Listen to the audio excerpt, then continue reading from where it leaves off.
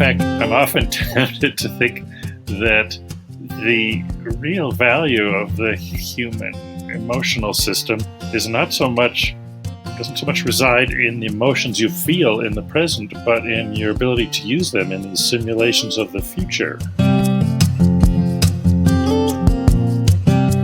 And that's a key insight into why we do what we do. We peer into the future and use our anticipated emotions to help determine how we should act right now. It's an incredibly important observation, in part because it's different from what many of us have been led to believe, that our behavior is being driven by the emotions that we're feeling at the moment. That simple shift in how we think about emotion and its impact on our behavior is profound. So with that, we welcome you to Behavioral Grooves, the podcast that dives deep into why we do what we do. My name is Kurt Nelson. And I'm Tim Houlihan. That audio from the beginning was Roy Baumeister, the researcher known for his work on subjects such as willpower, self-control, and self-esteem, and how they relate to human morality and success. Our conversation with Roy was packed with many insights in how we feel, think, and act based on the complex ways we view and experience the world. Tim and I felt like we were starting a masterclass when we hit the record button, and we love sharing this conversation with you. Roy Baumeister is a foundational figure in the field of psychology. His body of research includes groundbreaking work on self-defeating behavior, our need to belong, self-regulation, free will, and erotic plasticity, too. His work has been cited more than 200,000 times. Just think about that. 200,000 citations. That is a remarkable achievement. And by comparison, the very quotable Dan Gilbert, who we again quote in this episode, has been cited about 45,000 times. And everybody's favorite, Dan Ariely, has been cited about 49,000 times. It's not a competition, but we want to let you know that if you're not familiar with Roy Baumeister, today is your lucky day. Roy is remarkable for his tremendous output. He's authored or co-authored more than 30 books and more than 500 peer-reviewed articles. And of course, for the breadth and depth of topics that we've just mentioned. Kurt, I've just got to ask you, can you imagine writing 30 books? It's hard enough to get my head around writing one book. Yeah, I'll say. So his ability to produce replicable research is admirable. We are grateful that he took time to talk to us about self-control, needing to belong, the role emotions play in our decision-making, all those things. It was a great conversation for lots of reasons, but honestly, it was just inspiring to speak with him. And one last thing before we head into our conversation with Roy, we want to ask you for your help in supporting Behavior Grooves. This conversation with Roy is our 170th episode. We're in this for the long haul, and we would greatly appreciate your kind support. We have a Patreon site at www.patreon.com/behavioral grooves, where you can join our merry band of supporters for less than the cost of a single venti caramel macchiato or a pumpkin spice latte each month. Did I say that? Is it caramel? Is that right? Did I say that right? Caramel? I am not the one who should be talking about pronunciation. You know that. All right. So the point is this. For less than a trip to Starbucks, you can support Behavioral Grooves. Join the gang of groovers who are already supporting us, and you will have our gratitude forever and ever and ever. Longer than what it would take to drink one of those things from Starbucks. Pumpkin spice. Just stick with pumpkin spice, Tim. Okay. And after our conversation with Roy, we'll share our grooving session and bonus track. And in the grooving session, Kurt and I are going to dig deep into what we consider the most salient points he discussed with Roy. And then in the bonus track, we'll take roughly 2.5 minutes and recap the whole conversation with you and offer you a challenge for the week. And we call that our groove idea. So we hope you hang out with us until then. With that, we encourage you to sit back and relax with a venti-sized cup of self-control and enjoy our conversation with Dr. Roy Baumeister.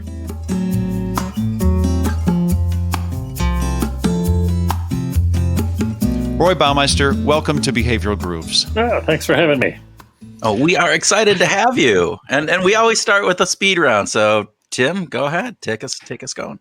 Roy, coffee or tea? Tea. Okay. All the time?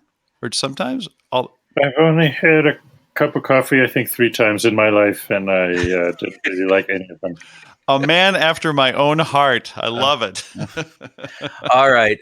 Would you rather have dinner with your favorite sports star or musician? Musician. Okay. Again, you're getting in good with Tim. He's the musician of the group here. So Anyone come to mind? Any musician in particular?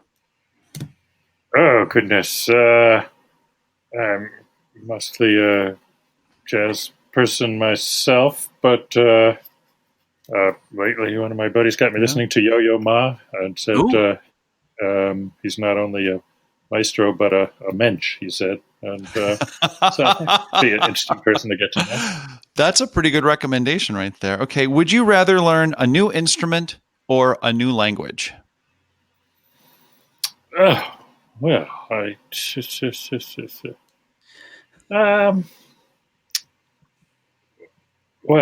the instrument's a lot more fun than the language. So if we're talking about the learning process, I'd rather know another language than another instrument.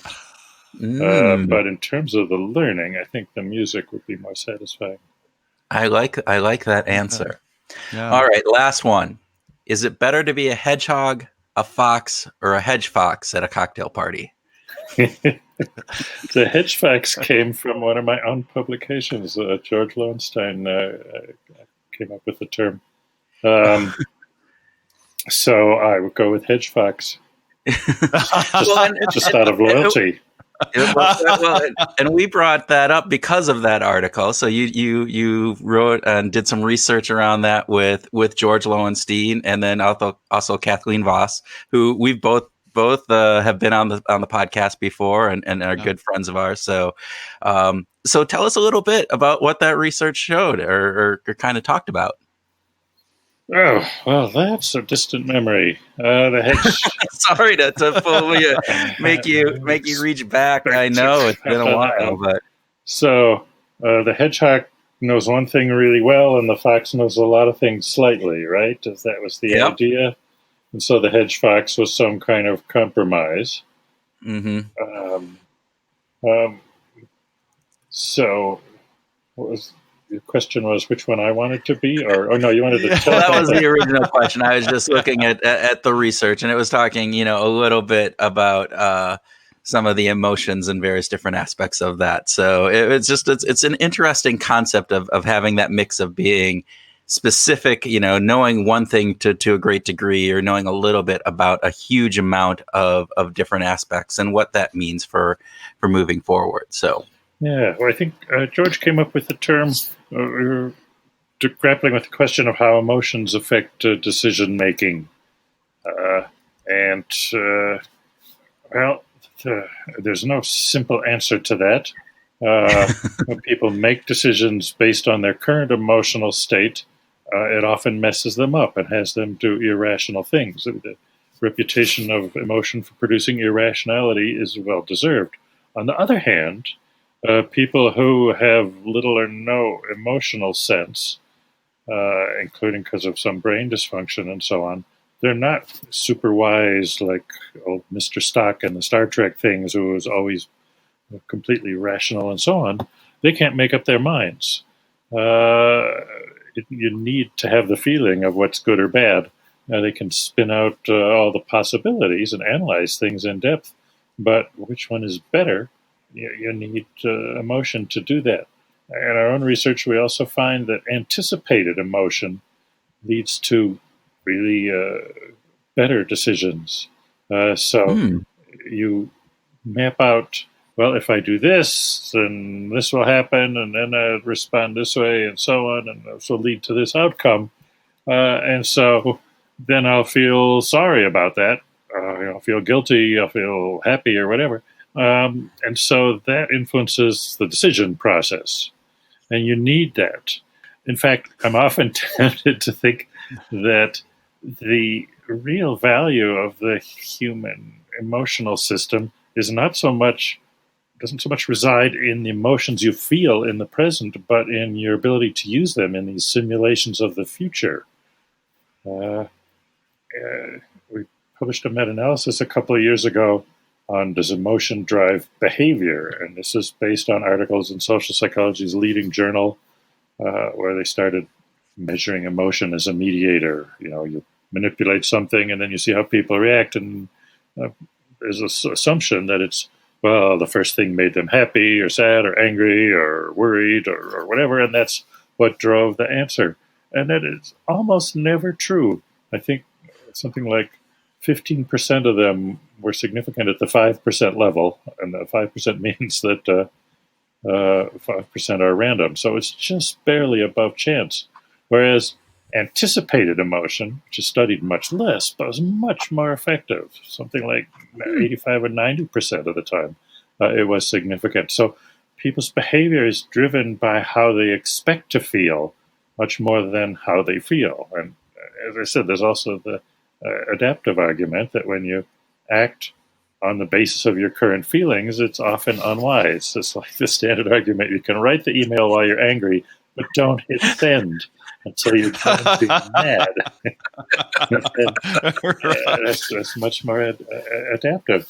But anticipated emotion is crucial and helps you. And if you do things that you think you'll feel happy about, and that and that you won't feel guilty about or won't regret or whatever, using that effectively is really one of the keys to effective human functioning. So we're calling on there's tons of research on emotion, but mostly it studies how you feel right now.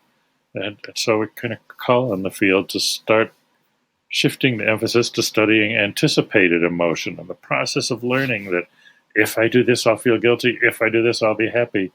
This is a crucial part of socialization into society. And when it works well, it works really well.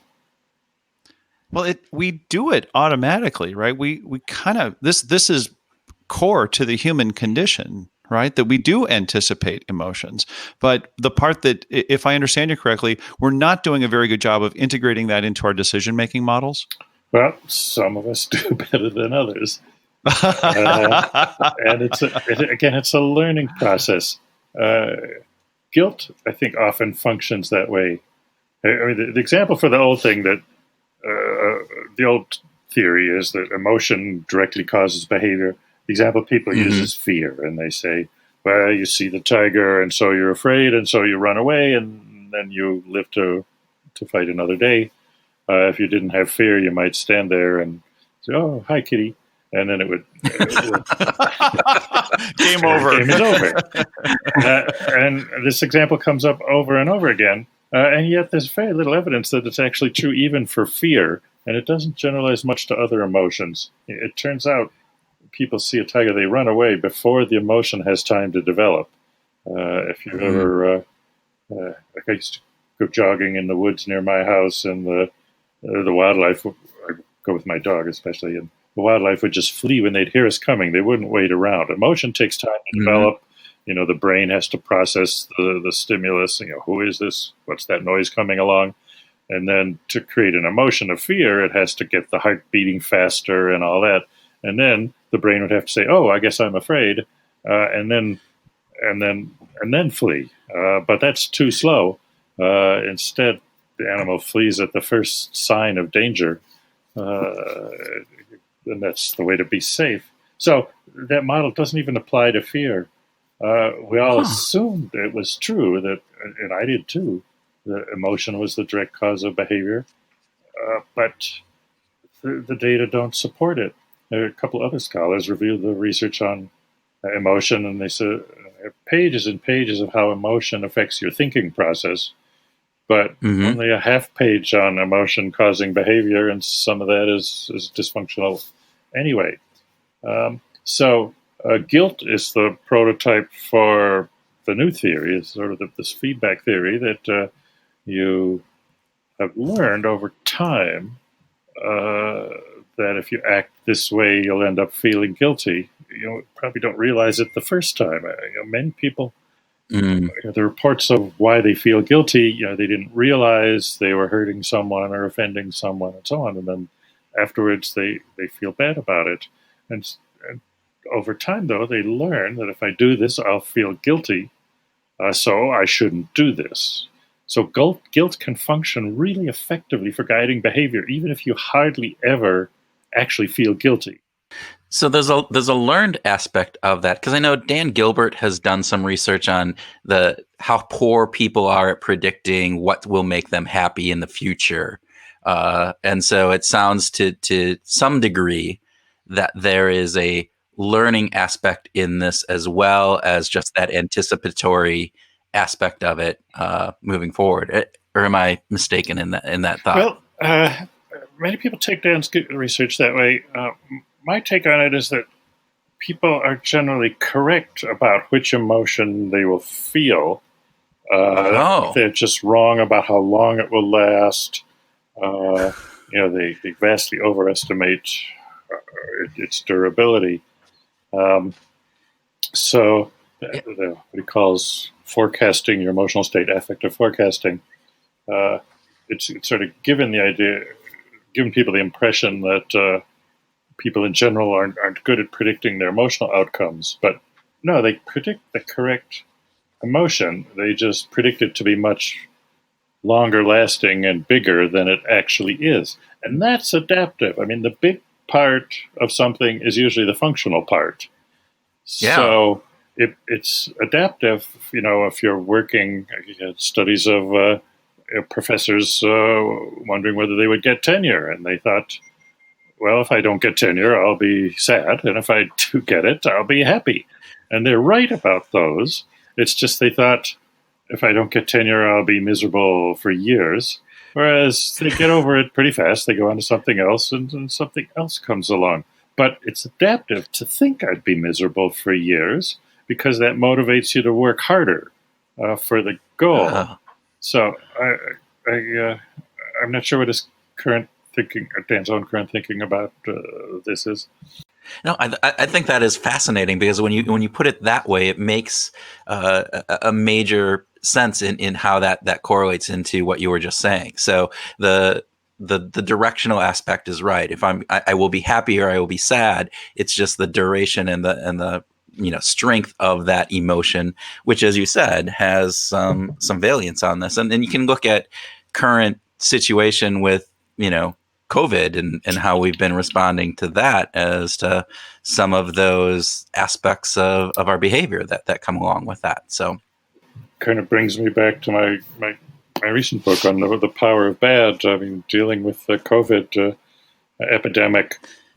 Yes, it's a real thing and so on, but almost certainly we're overreacting, just because that's how the mind works. The point of that book, The Power of the Bad, which I want to tell Ruth, it's actually a very upbeat, positive book. Yeah, it's a great read. Yeah, it really is. It's not a big downer. It's a great read. Yeah. The point is that that the human mind evolved to overreact to negative things, and that was, it's more important to avoid one chance of being killed than to pursue one chance for pleasure or happiness or whatever. Yeah, an important part of the book, pretty early on, you talk about the rule of 4. And could you explain that to our listeners? Because I think that was we're a lot of people are familiar with loss aversion and the whole idea of we've got lots of documentation that we tend to have a greater emotional reaction to losing $100 than we do to gaining $100. But the rule of 4 is a really interesting take on this. Roy, I was wondering if you could share a little bit about your thinking behind putting that together. All right. Well, the rule of 4 is, because bad things have more impact than good things, one wants to quantify it, and how much stronger is bad than good. And there's no exact number, but I think we started with the idea that I know I did something bad to bother my friend or my romantic partner or whatever, so I should do something nice to them to make up for it.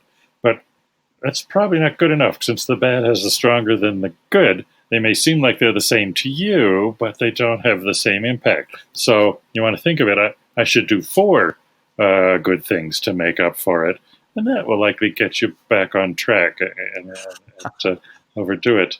The original quantification, I think, came from the relationships researcher John Gottman, who looked at couples and videotaped them talking about what was happening in their lives and their conflicts and their joys and so on.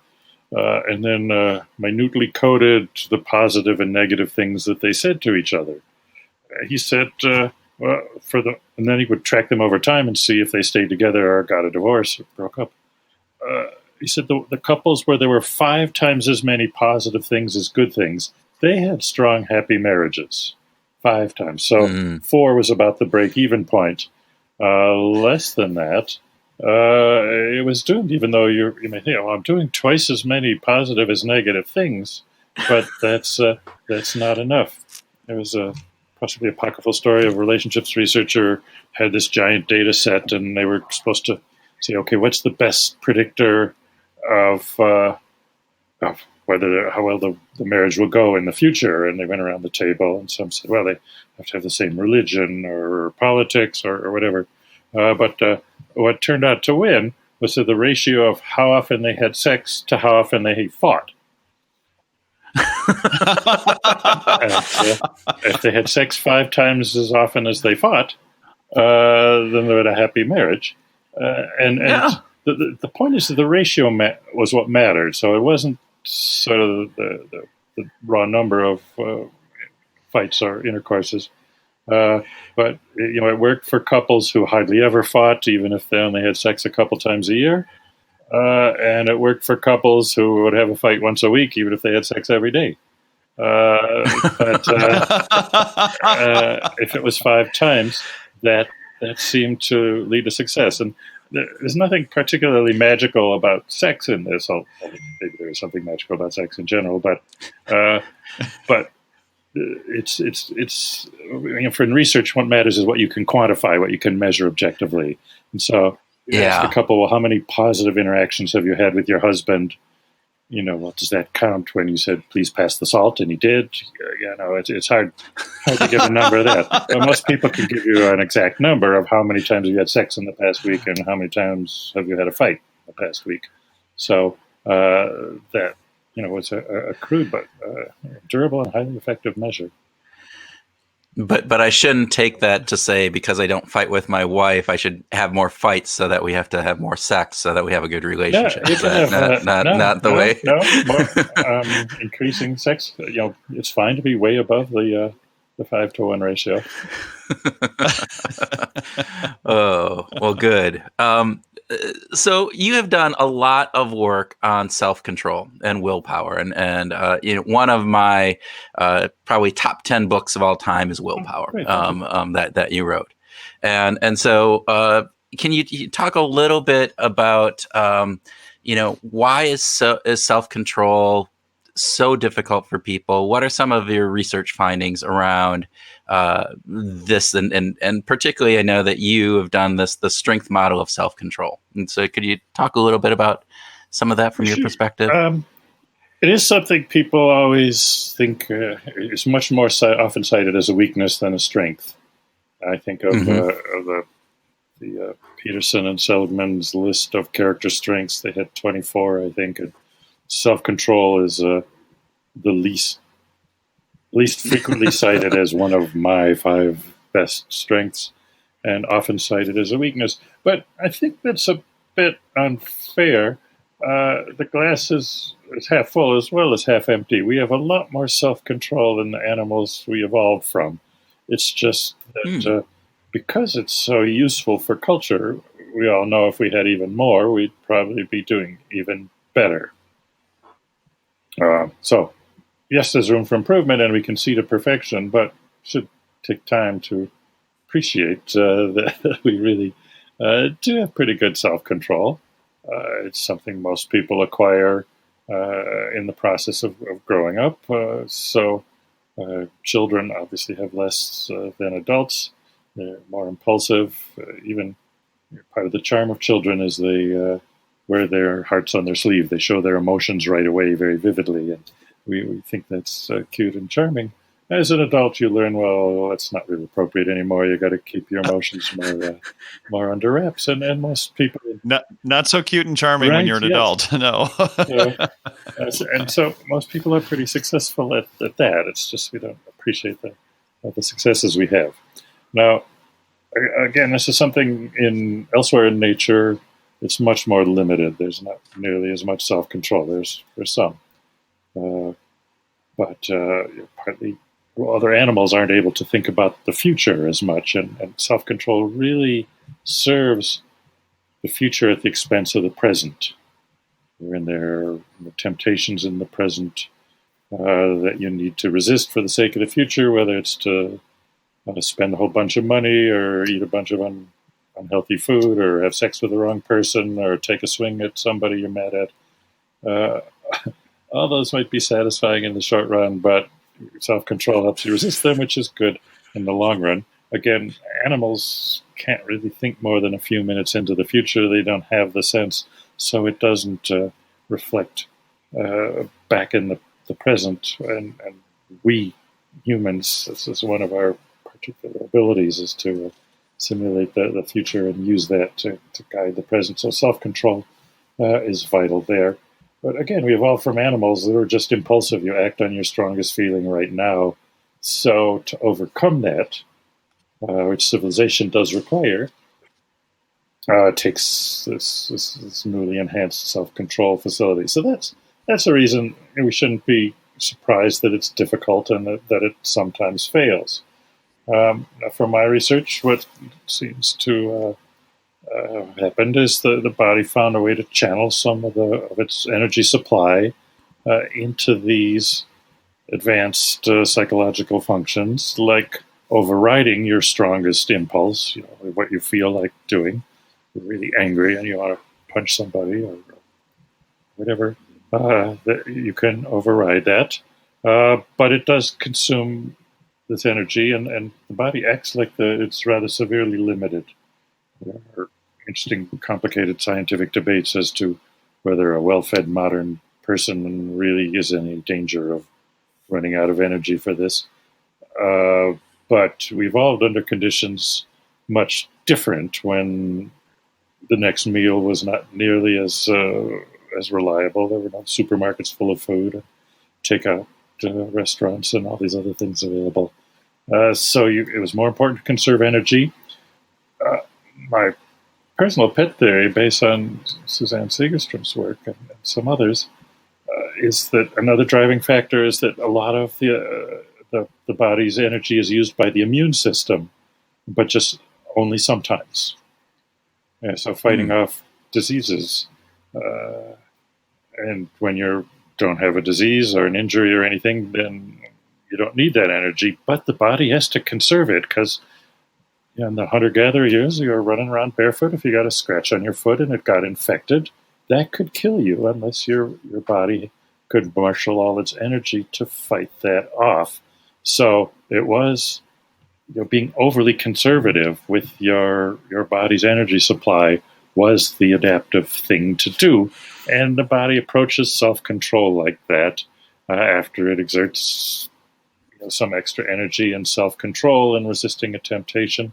It acts like it's sort of low on energy, not because it's really run out, but because that's its innate disposition. As we've got to conserve that energy, has to go, save for the immune system, the heart, the kidneys, the liver, all the other organs also need energy.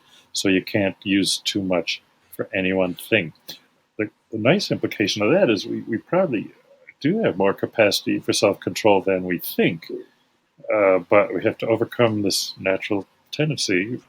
Is the term ego depletion as a homage to Freud, just because he talked about energy he talked about the self as consisting of energy, and that had just gone out of fashion, but seems to be true. So in our studies, describe briefly how we came to this. I've been interested in the self for a long time. I was in graduate school right after the hippie days and finding yourself and knowing yourself. That was the thing, and hippies were taking acid and whatnot to learn about themselves. But scholars were interested too, so I studied how self-esteem and how people present themselves to others and stuff like that. And then people started saying, well, how the self regulates itself, that's crucial. It's not just one more feature of the self, but rather it's the key to everything. So I thought, well, I better learn about that. And I read what research I could find back, this is the late 1980s, on self-regulation, self-control. There was like quitting smoking, dieting, stuff like that. I came away with the impression that, a lot of the research sort of suggests this pattern, that it's a limited energy supply, that looks like people have exerted self-control in one sphere, they somehow aren't ready to be good at self-control again in some other sphere. This is in the manuscript, the book that I was doing at the time, and I was on sabbatical. I sent it back to my graduate students, and one of them said, we could do an experiment on that. We could just give people a first self-control task, or in the control condition, sort of a similar task that wouldn't take self-control, and then throw them a completely different self-control task right after that and see how they did. And sure enough, the ones who had already exerted self-control in one sphere did worse at the other. This was the opposite of the prevailing theories at the time, which were all based on the mind is a computer and it's all information processing. And, if you load one program into the computer, then it's faster to do the next thing. So the information processing thing, and say, well, once you're in the self-controlling mode, then another self-control task comes along, you should be better at it because it's already, like I said, the program's up and running. But we consistently found the opposite, that they did worse on the second task. And once something starts working in the lab, other people come around and be interested too. And so several other students got involved and presented at conferences, and other labs started getting the same finding. So that spread quite nicely. I think it's interesting that there is this parallel between the hippies dropping acid and the scholars pursuing an interest in the self, yes. but through very different means. Yes, very different means, for sure. There's probably some overlap. I bet some of the scholars did the acid too back in those days. So is there anything that people can do if this depletion, the ego depletion, various different pieces, and you talk about it, but is it, I know there's been the talk of it, it's like a muscle, and if you train it, can you increase your self-control, your willpower? Are there things that people can do to be better at self-control? Absolutely. And to me, that's one of the most exciting implications of that line of work. That just like a muscle, it's tired after you use it, so it's less effective, but it gets stronger if you use it regularly. Researchers in multiple places on different continents and so on have tried doing this, giving people self-control exercises and then measuring their self-control in some completely different sphere. And sure enough, it seems to work. I think there are 2 meta-analyses, they're in press or recently published, done by other people that I only vaguely know. Compiling a meta-analysis combines the work of lots of different labs and studies to draw a broad conclusion, and they both found a robust, significant effect that training self-control does enable you to do better, even at tasks quite unrelated to what the training was about. So you might train you. Well, the first study we did that worked, we had people work on their posture. And we said, for 2 weeks, whenever you think of it, sit up straight, stand up straight. And then we brought them to the lab and gave them a test that had nothing to do with posture. And they did better at it. The one that impresses me most is Mark Miraven, did his PhD with us some years ago and has gone on to have a very nice career himself. He had people do self-control training, some kind of resisting temptation thing like that. No, it wasn't a resisting temptation. I'd have to look back and see exactly what the task was. But it actually improved people's success at quitting smoking. And why I say this is the most remarkable is that quitting smoking is the graveyard of psychological theories. Almost nothing works. Many ideas, and they've tried one thing after another, but people get addicted to smoking, and that's very hard to kick with any kind of standardized intervention. But I believe he tripled their success rate simply by having them do self-control exercises for a couple of weeks before they did the smoking quitting. He's found, I think, similar results with drinking. Problem drinkers were better able to resist this after exercises. So, in terms of what people can do to strengthen the self-control muscle, any sorts of a lot of the meditative exercises do this. We look for things that have no extraneous consequences, because that's the pure scientist thing. So we say, like, if you're right-handed for 2 weeks, use your left hand for a variety of tasks, say opening doors, brushing your teeth, using a computer mouse, drinking from a cup. It doesn't matter what they are. Also, we try verbal changes. So for 2 weeks, only say yes and no. Don't use any of the yeah or yup or nope or anything like that. Say no cursing might be a good one. Speak in complete sentences. Again, it's sort of arbitrary what they are. The point is you have to watch your behavior, and when you're about to do something, override that and do something else. So the overriding is what uses the willpower to intervene. So, a habit is to reach for the door with your right hand if you're right-handed. And so you have to, nope, doorknob, I got to use my left hand. So you override this. Once it becomes a habit to use your left hand, then it's not training your self-control anymore. But as long as there's that effortful overriding, that's what strengthens the muscle. Other people have gotten stronger effects using things where people are more motivated, scientifically not as pure. Call study with students have money problems, and so the researchers got them to make a plan to manage their money better and worked on them with that for 3 months. They met occasionally. And so, people got better at managing their money, but they also reported their study habits improved. They were less likely to leave the dishes stacked in the sink after dinner. They actually put them away. They ate slightly healthier food, which is interesting because healthy food actually costs more than junk food. So this went against the main thing they were working on, which is managing money. But people are motivated to comply. In my experience, the weakness in these studies of building self-control is that, if people don't do the exercises, they won't get better. It's just like your physical exercise. You say, okay, we'll set up a jogging plan for you to make your legs stronger.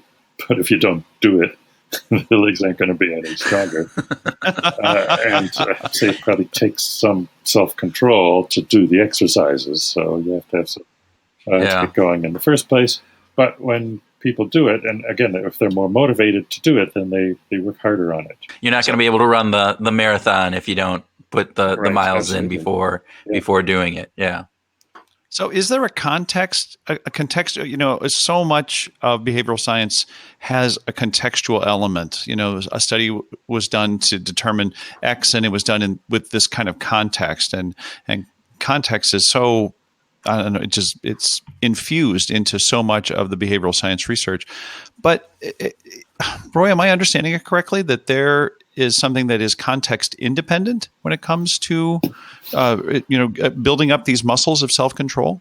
Well, in the first place, in all our studies, we manipulate one thing and then measure with something as different as possible. Like I mentioned, that study where the students were working on managing their money better, the test of self-control was just an attention control thing. They had to follow on a TV screen. There were like 6 boxes, and then they moved around, and you had to keep track of which one of them was, while right next to it was another TV playing a distracting comedy show. And so you would be tempted to look away for that, and plus it's mental work to keep track of which box is going where. So obviously this has nothing to do with managing your money, but they were better at it if they'd done these exercises. So in that sense, it's independent of context. It's like the old Victorian notion of building character, that it makes you a stronger person all around. And we find, indeed, you have one part of willpower that you apply to all different things. On the other hand, the context independence, it's hard to know. Most of the studies have been done in Western civilization, and some in the advanced Asian civilizations. But whether this would work as well in an early society or hunter-gatherers or any sort of very different society, that we don't know as well. Indeed, there's one intriguing paper done with a class of people, I think, in India, and they didn't find the ego depletion pattern. They somewhat found the opposite. That would suggest there may be other contexts for it. The social psychology in general is sort of grappling with this issue because people work hard to get their initial studies done, and then other people repeat them and they don't replicate as well. Ego depletion has had some of this. It was an early target for this. It's been replicated hundreds of times. So, to me, to question the reality of the phenomenon is absurd. But still, it somehow doesn't always happen. There may be contextual factors, or at least what we call boundary conditions, that make a difference. And I'm still looking for studies that show these boundary conditions effectively, so that it works here and it doesn't work here. I mean, that would be the scientific ideal to advance this. So nothing is entirely free of context, but it seems to me like this is probably a basic property of the mind. Yeah, we had a conversation. We talked with John Barg, who's also had some of his studies be in this, and he brought up a very similar fact of saying, look, this is an additive piece, not a contradictory. You're finding more of those boundary conditions in various different aspects within some of this, which can actually be very helpful and move the science forward. And so that was really interesting. I wanted to switch just a real quick to, you had done some work with Mark Leary on needing to belong. And, a lot of our listeners are in organizations and various different pieces of this. And one of the aspects that I wanted to just ask you about to get your thought on this is, obviously within that work, you pointed out that we have this push to belong, right? That there's an underlying drive that we have, but how does that manifest itself in the workplace? I mean, can you, and maybe this is a little off where your research was pointed, but I'm just thinking about, how does it impact you working on a team? How does it relationship with your manager? I mean, are there implications from that research that you could see parlay itself into the workplace? Well, of course, the identification with the other people and the sense of belongingness is quite crucial, and you see this in many spheres. Even remember the research on religious cults, that people will kind of go from one cult to another, and it's not the metaphysical theology that keeps them, but whether they make friends. The people who make friends in the cult stay there, and the people who don't make friends tend to drop out and move on. Or to go back to World War II, there was a lot of concern to motivate the soldiers to fight in these increasingly deadly battlefields of the modern world. And they got Frank Capra to make inspiring films about our country, and speeches about democracy or about protecting the people back home or whatever. But it turned out that what really motivated them was their buddies, that the loyalty to the small group was what kept them working hard under extremely stressful and dangerous conditions, even to the point of risking their own lives. Was that sense of belonging. And there's an interesting follow-up to that. I think Mark maybe found the study on this, that when veterans groups have reunions, the ones who had been in combat, more of the veterans showed up. You'd think it would be the other way, because combat is a miserable experience, but it really stimulates this sense of belonging and the reliance and the connection to the group, and so it holds them together. So identifying with your group, the other people in the office, your work team, as well as with the organization as a whole. Interesting work by late great John Cacioppo and others showed that there's something of a gender difference there, that people who don't have friends are lonely, okay, no surprise. But for men, identifying with an organization can reduce your loneliness. So if it's the university or the company, or even identifying with a sports team, you have a strong a feeling of belonging that way. It reduces the belongingness. For women, that doesn't seem to work. Women really prioritize the one-to-one intimate bond. But for men, the connection to the group is often really important. And this can be for better or for worse. If you look at some of the excesses and dangers and bad things that happened, and I came of age right when the Nixon White House was falling apart, and I read a whole bunch of books on that, and it seemed he had this fanatical followers who were loyal to the White House team and to him, and thought and pushed each other to do the most extreme things to advance his cause. And I'm guessing the Watergate break-in that was ultimately his downfall. I doubt he personally approved that. I think he had enough sense to know there was not much to be gained and much to be lost by committing a crime like that. But it sort of created a culture where the guys pushed each other to do out of fanatical loyalty to them, so that the sense of belonging can lead to excesses as well.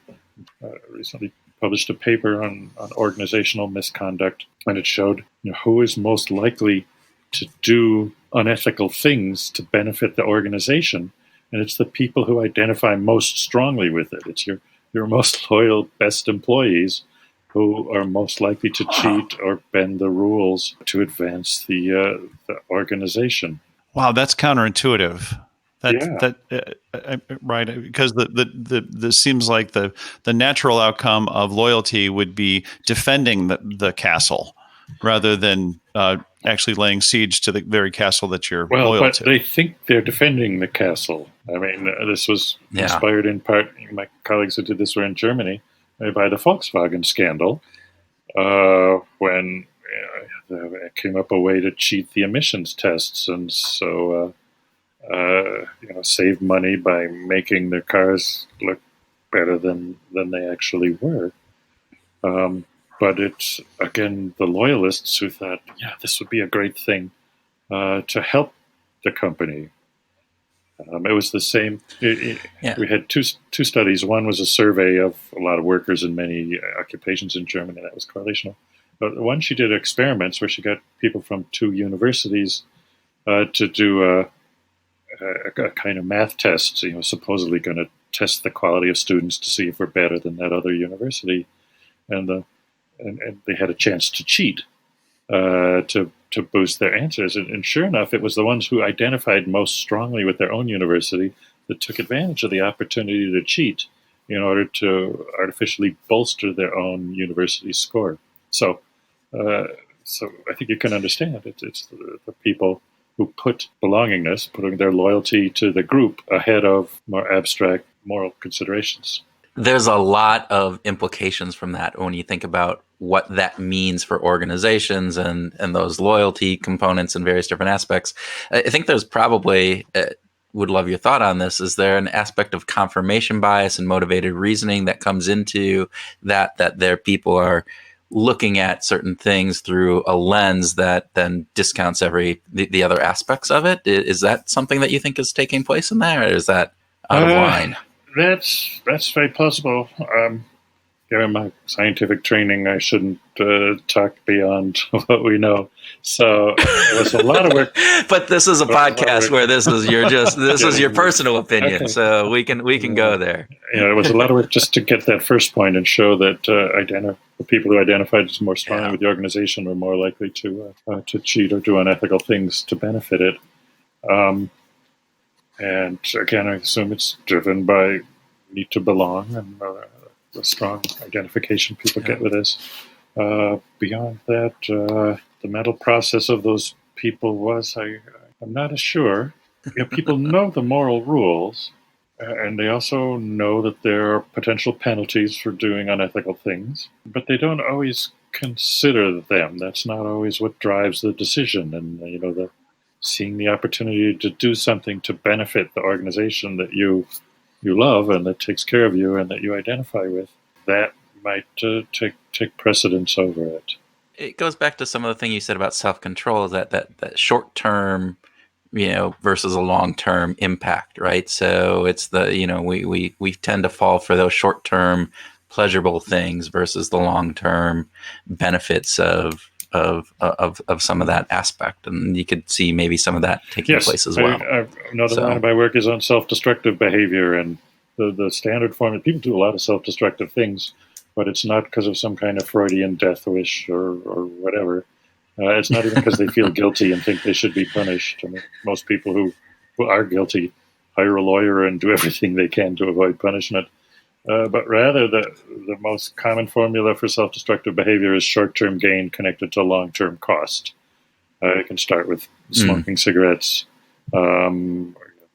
Short-term gain is quite real. You feel better. You're actually even a little bit smarter. I didn't want to believe this, but non-smokers who smoke a cigarette will score higher on an IQ test before the test. So it gives you energy, improves your cognitive function, and so on. But of course, the distant future consequences can be quite negative, including death. Short-term gain, long-term cost, that's it. That brings us back in a way to how we're responding to the COVID crisis and many other things going on. The immediate bad thing really seizes the mind and captures the attention. I was wondering, in all of you've published many books and many, many articles, and you've done so much research in your career. Is there anything that in the back of your mind stands out as, I wish that this was particularly, this one little piece was more appreciated? Is there a particular study or a line of research that you felt, gosh, it's just really undervalued in some way? Oh, goodness. There are probably lots of them. There's also a long list of great ideas ahead that were ruined by the data.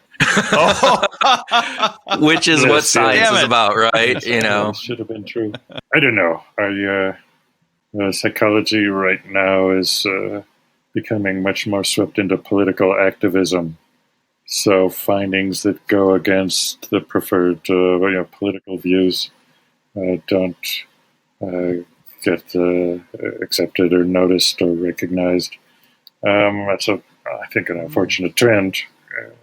To me, I went into the field attracted by the idea of using the scientific method to understand people. Others go into it wanting to use research to change the world and advance their political causes in the way they think. And they're unfortunately taking over. So I think some of my work is not liked or not appreciated because of that. And some of these things I don't even like myself. My goal is to understand the big picture, and you have to realize the world is not the way you want it to be, and the mind is not. You got to win some, lose some, and accept that. So I've tried to become apolitical and not even care, just so that I can. Just caring slows me down from recognizing things that I don't like. Bravo. Yeah, in terms of how people have reacted to my work, some things get pushed back just because they don't fit with what is preferred among the ruling parties in the field, which are interesting. Yeah, and you think about the scientific method, the way that it is, and it should be data driven. It should be, the outcome shouldn't be determined by a pre-held belief. It should be driven by what the data says. My favorite conversation on this is we had Gary Latham, who was talking about, he started doing some of his priming research to disprove the idea of priming, because he said, I don't want that to be in industrial organizational science, that is his area. And he said when the data came back, though, it just was, it said I couldn't, it said the opposite. And so he had to change his viewpoint on that. And that's what you would like to believe researchers, scientists that hold that truth would look at, and they'd look at the data as opposed to saying, does this fit my narrative or doesn't it? It's sort of a mythology in the field where we admire the scientists who stick to their guns and fight for their theory on and on and on. Whereas I think we should admire the people who change their opinions and say, I used to think this and I like that theory, but after the data showed me otherwise, I've changed my mind. Well, speaking of which, you mentioned earlier that you are listening to some Yo-Yo Ma, even though you kind of consider yourself a jazz guy. Are you typically a jazz guy like from 1920s, like really early jazz, or more like 1950s, 60s, bebop and Bird and John Coltrane, or where do you come into the jazz?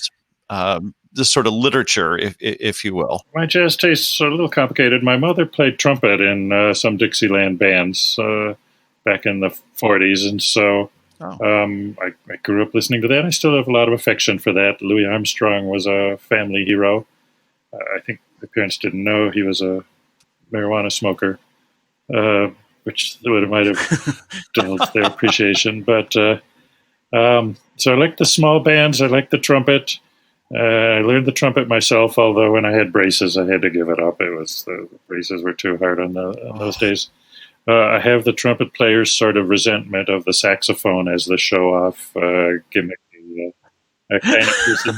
Although there are some wonderful saxophone players, I have to say. But Coltrane, a couple of his albums were great, but I'm not a big fan of the Miles Davis. Cannonball Adderley was one I always liked, and he and his brother, the trumpet cornet player, also.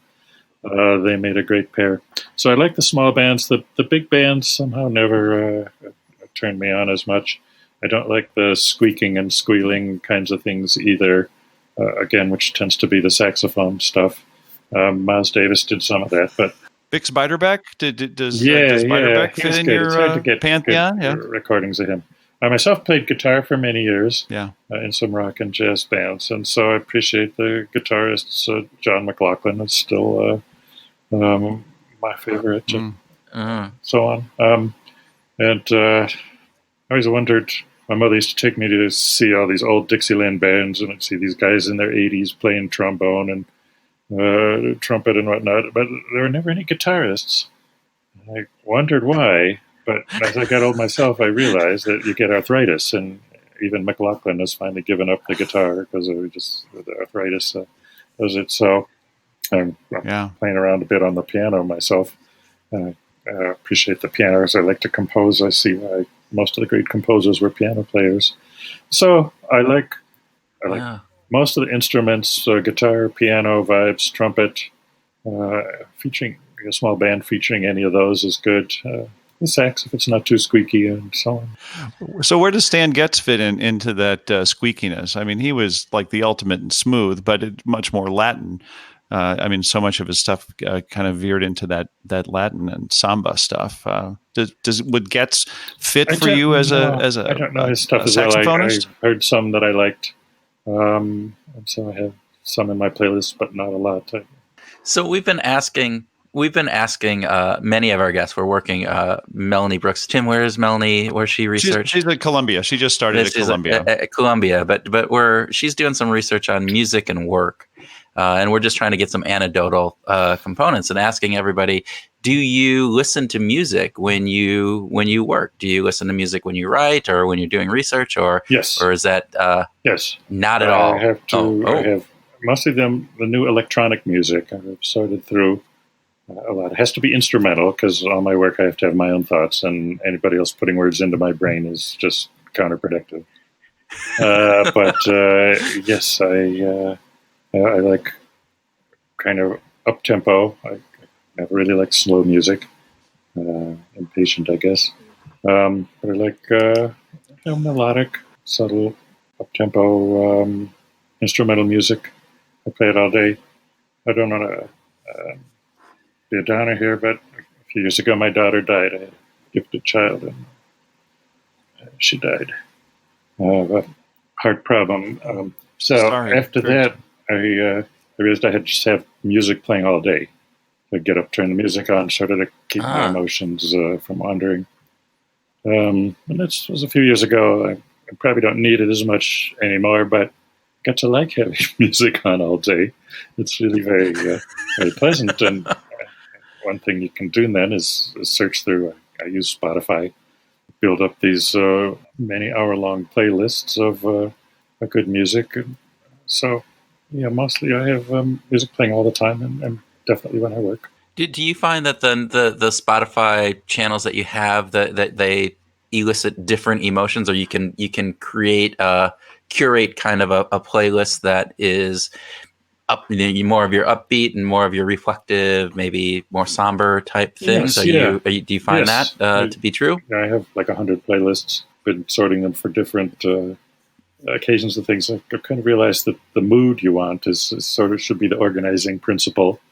So some are a little bit more thoughtful, mysterious kinds of things versus more rhythmic, energy, work hard, feel good sorts of things.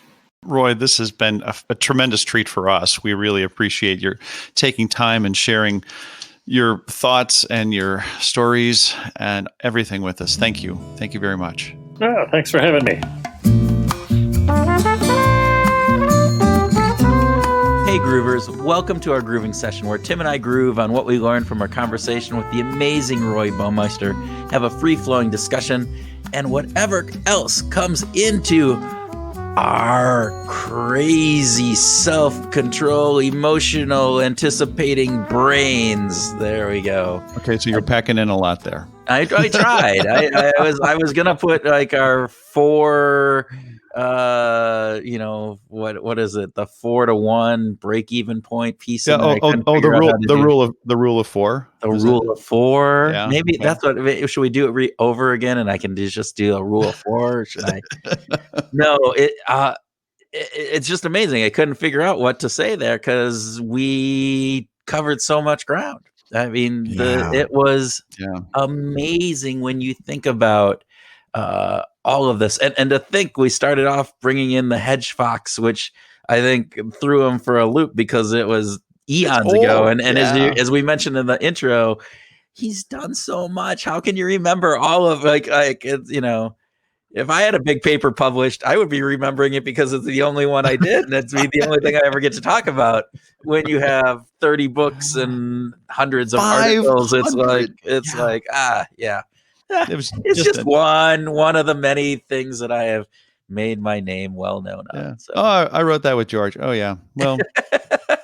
Oh well. Yeah. Just another one of them. All right. So with that, I mean, again, just very thankful that Roy was kind enough to spend some time with us and to share his wisdom. But what did you take? What did you take out of this? What was your thoughts? Yeah, not really. Nothing. Just God, man, overwhelmed. The pages of notes that came from this there's so much packed. But how about if we start with emotions and decision making? So amazing stuff. Because again, I'm always amazed when I get to learn something new, when somebody brings in some new knowledge. I'm not saying that I know a lot about this. I'm still learning, but I feel like I'm relatively well informed on a lot of the behavioral science work.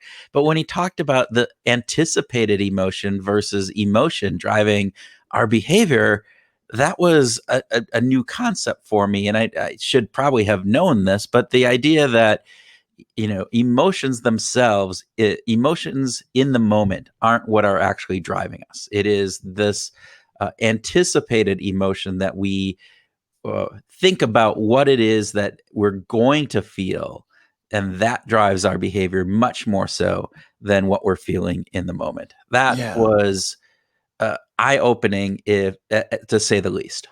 I couldn't agree more. And the way that he said it, talking about the real value of the human emotional system, which I just thought was a cool idea right there.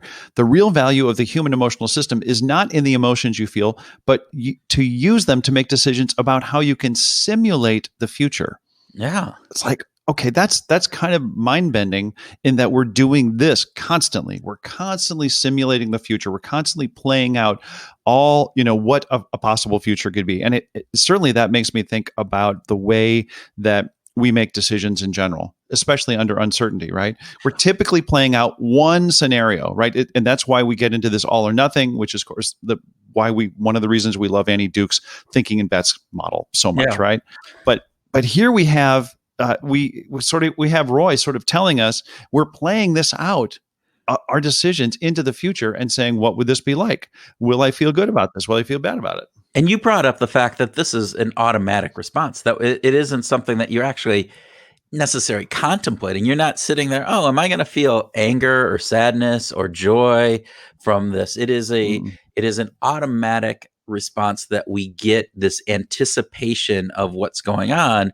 And he brought up this idea, he brought up the idea of guilt within there and various different aspects. And I think the concept there is look, we've all been in those situations where we're going, if I do this, I'm going to feel guilty, right? You don't actually necessarily consciously think that, but you know that is going to happen. And so that influences your behavior to a point much more so than actually feeling guilt in the moment potentially could. So, well, and in that conversation, you brought up Dan Gilbert. And Dan Gilbert's affective forecasting stuff. Which again, for me, I had and maybe it was just I've forgotten, but I think many people maybe have the same belief that I did, is this idea that you kind of shorten all of Dan Gilbert's work down into, oh, well, we're not very good at forecasting our emotions. And the idea is, no, we're actually really good at forecasting our emotions. We're just horrible at forecasting the duration and the magnitude of those emotions. So as again, I think we talked about this afterwards. You said, the social cocktail party where it's like, anticipate you lost your job or your spouse, and what would it be? How would you be feeling 1 year after the fact? And most people are, oh, I'd be horrible. I couldn't get out of bed. And in reality, that's not the case. So yes, your spouse dies, you lose your job. You're going to feel that sadness. You're going to feel that immensely, but it's how long, the duration of how long that lasts, and how quickly we adapt back into kind of that homeostasis point of kind of, now life is going on, various different things. And that happens on both ends of the scales. And what Roy, highlighted is that system is actually good at predicting the anticipated emotion that we have, which is part of why this the emotional system and the anticipated emotion aspect of it are really powerful in driving our behavior, because it gets reinforced, because we do something and we think that it's going to feel bad, or we think it's going to feel good, and we're right. We are almost always right. Right. Yeah, I love that. It's pretty good stuff. Okay, how about you, Kurt? What would you like to groove on? Well, obviously what we just talked about was great. You brought up the power of bad. And again, on this, the rule of 4 to me is just fascinating, because I think it has so many implications for making a positive impact on people's lives. If we understand in our relationships that for every negative occurrence, it isn't a one-to-one relationship. I can't just, I did something stupid with my wife. I can't just do the dishes one night and go, oh, we're even, shake my hands from this. No. That I actually need to do 4 good deeds in order to feel like it's anything equal in her mind, and to get back into her good graces. So absolutely. This was a great conversation for me also, because I was not familiar with John Gottman before Roy brought him up, and think it's fascinating. He's got this foundation, and he works with marriages and long-term relationships and all kinds of things. John Gottman is deep into this study, and I find it fascinating. And I'm really, really glad that that we got to sit in this conversation with Roy, in part just to learn a little bit about John Gottman. Well, and then we haven't published this episode, but we got Eli Finkel, who again we bring up. John Gottman gets brought up again in Eli's work, so we might have to go out and reach out for John Gottman. So if any of our listeners know of him or have any connection, we'd love to talk with him. Definitely. But so this idea of the power of bad. And as you said, I love this part that you said, is that the title seems really negative, really down, but it's a really kind of an upbeat book, right? I mean, it's a great book about how do we get along in life and how you can use these negative elements in order to make your life better. Yeah, it really is. I think it's an excellent read and highly recommended. We'll have links in the show notes. All right. We should also talk about self-control and willpower. I can't. I like to talk about things that I have some knowledge of, or some, and I don't have any ability to have self-control. Or no, that's joking. I have some. You have plenty. You have a lot. Again, right? This is part of Roy's comment, right? So we so easily think about self-control in the negative when we're not giving ourselves enough credit for just having it. Especially in the whole world, like humans are really, really good at self-control. Relatively speaking, I mean, as he said, compared to animals, we just kick their butts, right? Totally. Which is very true. And as he mentioned, it's one of those things that in any survey that you take, everybody, says, "Hey, I don't have self-will. I don't have that self-control." I'm sorry, not self-will, self-control. Those are those aspects, though, that when we actually think about our life, we do have a lot of self-control. And one of the things that I loved in this conversation is also looking at why is self-control so hard? And part of that is the energy that self-control burns, right? It reduces the body's ability for self-control on other things when you do it. And the idea that self-control, and again, this has had some controversy out there, but this idea that self-control is like a muscle. But there's a lot of evidence that points to that's not a bad analogy, that there is some truth in this, that you can build up your self-control, and yet your self-control, just like a muscle, right? If you use it a lot at that day, it gets worn out, it gets tired, and you can't lift as much, you can't have as much self-control. But over time, if you're working on self-control and you're building that up, you're going to have more of it.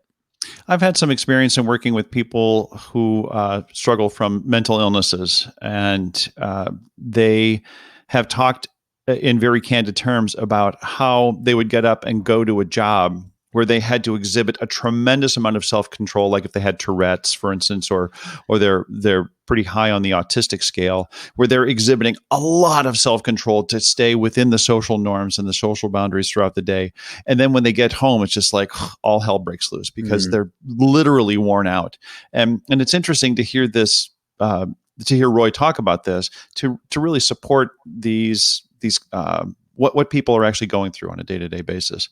I also like the way he talked about how the self-control serves the future at the expense of the present. Again, it's such a great line. It's such a great comment, because we are, so as much difficulty as we have with the abstract future, and we're much better dealing with the concrete present, we are constantly serving the future. We're constantly making decisions that are serving the future at the expense of the present. Well, and to that point, looking future wise, right? If you want to increase your self-control, Roy brought up some really interesting, simple concepts. Go a week without swearing. Go a week without saying y'all or like, all of those simple things that can exert your ability to have self-control, which can pass over and be, not just around that simple topic, but actually then get transposed into the more general self-control that you have. So those are just things that we can all do and all try in order to improve that. So I've actually been doing opening the doors. I'm right-handed, and I've been opening doors with my left hand just to see how that feels. And, it's the kind of thing that it feels funny. Every time I approach a door, it's like, oh, no, use my left hand. And it's fantastic, actually. I'm super enjoying it. Yeah.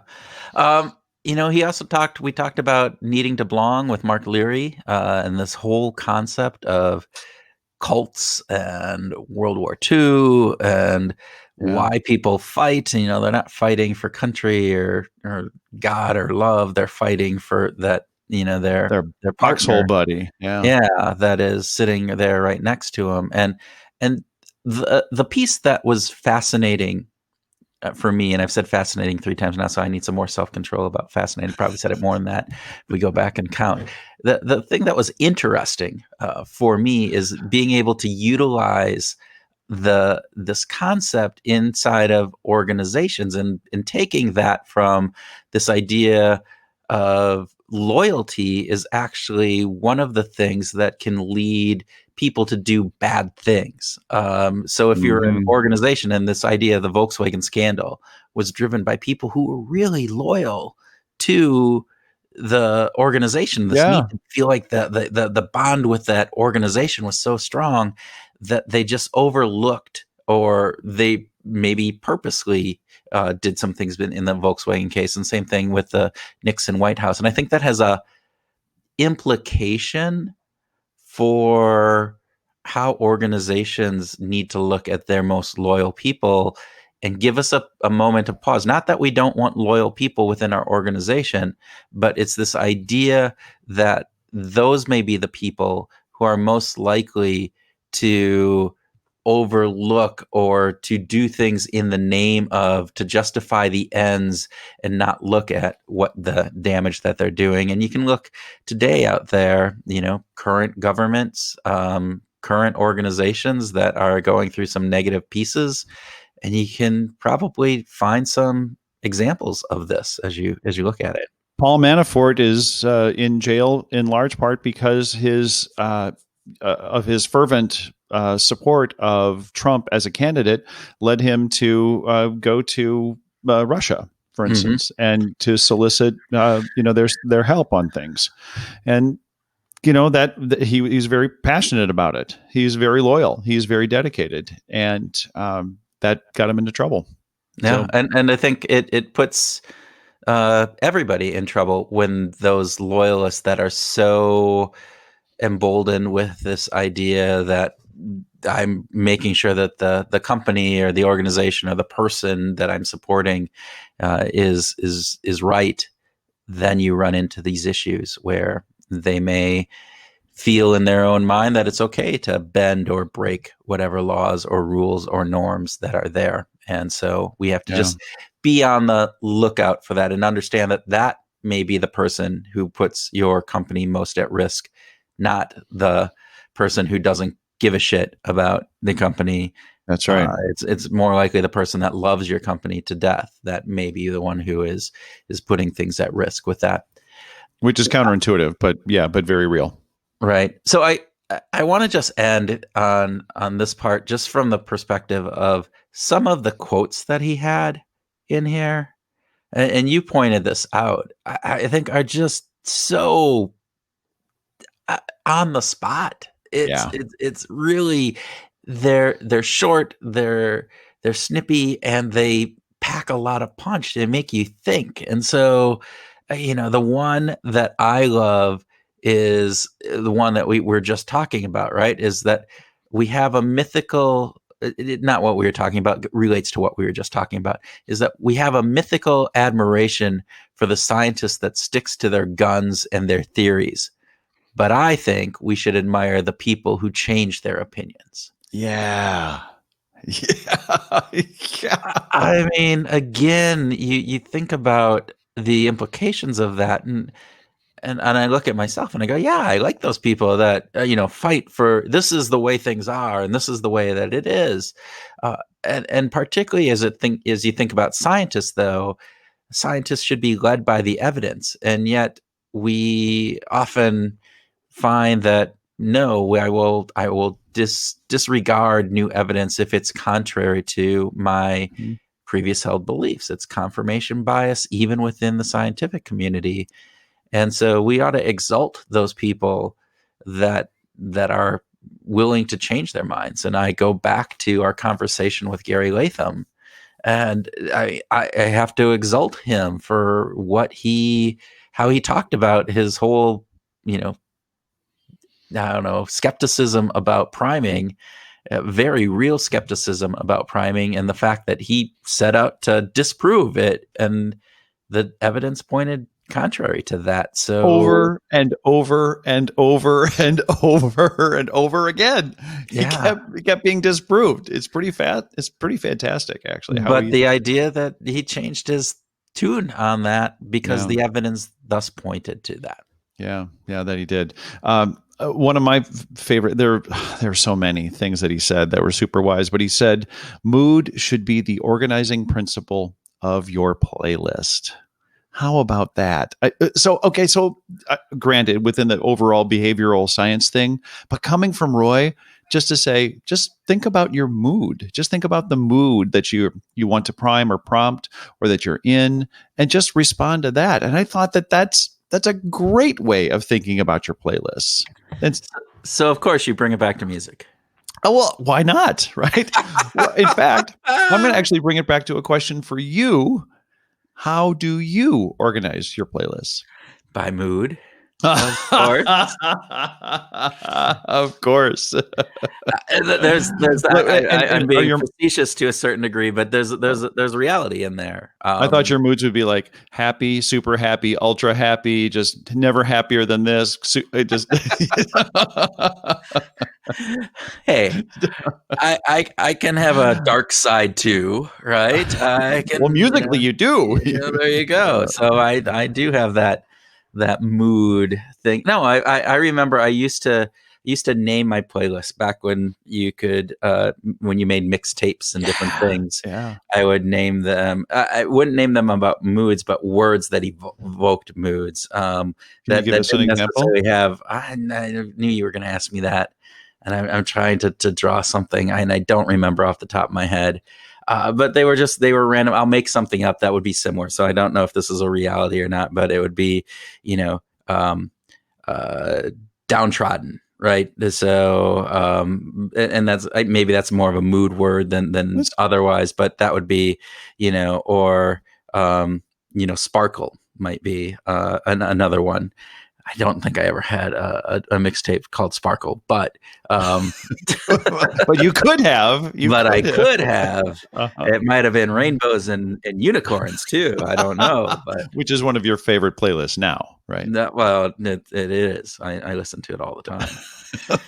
It's my ministry tape of the early years. Right. That I'm sure that's the ministry tape. Yeah, absolutely. Okay. How about you? How do you organize your playlists? I used to location, geography, artists. Who they played with. There are times that I should say I have a couple of different ways. Sometimes it's by artist because I really just want to get into an artist. I just want to listen to his or her songwriting or performance style. And so I've got playlists that are organized around artists, but that's only for a handful, a dozen or so. Most of them are actually around experiences. Like I've got a dinner playlist. Like I remember, and I remember when you said like you have when you're making French food playlists or when you're making German food playlists. So I have playlists for dinner and playlists for evening and playlists for Saturday morning. And there might be some mood implied in that, but I'm going after this hard. I'm going after the mood thing now. I'm going to change up my playlists and shoot for mood. Well, just FYI, I didn't make the playlist about French wine or French cooking music. It is one on Pandora that you just go, can you play French cooking music? And I'll play the French cooking music playlist. Here you go. Sounds good. Yeah, that's it. Okay. All right. Well, hang on. I will be giving you a bonus track here in just a minute.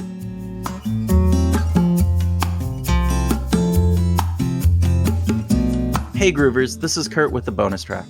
The first thing that we discussed with Roy was about emotions and decision making. Roy reminded us that emotions are not as lightning fast as we thought they were. The idea that emotions are what kept our ancestors safe from wild predators has been displaced by new science that indicates that our anticipated emotions have a powerful effect on how we think. It turns out that the best role that emotions play in our behaviors is in forecasting what our emotions will be after we do in a particular behavior. These anticipated emotions help us decide what we should do now based on how we anticipate feeling later on. And as Roy noted, it's okay to write the email when you're angry. Just don't hit send until after you're in a cooler state. We talked about his new book with John Tierney, The Power of Bad, and how the best relationships have at least 4 good things happening for every 1 bad thing that happens. It's a simple equation, and we'll come back to that in just a minute. A large portion of our discussion with Roy was about self-control and how great a strength it is from an evolutionary perspective. He shared his thoughts on 2 self-control studies that really excited us. One study found that if we burn energy for self-control on one thing, it reduces the body's ability for self-control on other things. And the second study found that self-control muscle can be exercised and strengthened. Roy said that training self-control for one thing can lead to an increased self-control in other things. We like that concept and how it can apply to all sorts of home and work ideas. Our last major discussion topic with Roy was on the need to belong and how the most loyal and committed people in an organization are most likely to cut corners, like in Richard Nixon's White House or the Volkswagen emission scandal. It was people who believed they were being loyal who became the bad actors. That's a fascinating thing to consider in our world today. All right, let's get on with the groove idea for the week. Tim and I are big believers in successful relationships at work and at home. And Roy's recent book, The Power of Bad, indicated that we need 4 good deeds to overcome 1 bad deed. It's called the Rule of 4. Really simple to remember. So we'd like you to think about how you can use this week with people that you have relationships with. If there's something you said or did that wasn't as kind or generous as you would have liked it to be, make sure that you do 4 really nice things, or say 4 very complimentary and authentic things to that person. It's not an experiment, but an act of kindness that will likely improve your anticipated emotional well-being, and it won't cost a thing. So let's end on something Roy said that inspired us when it comes up to sticking to your guns and taking on new ideas. I think we should admire the people who change their opinions and say, oh, I used to think this and I like that theory, but after the data showed me otherwise, I've changed my mind. Well, Groovers, this ends our 170th episode of Behavioral Grooves. We hope you enjoyed it, and we hope you go out and have a very, very great week.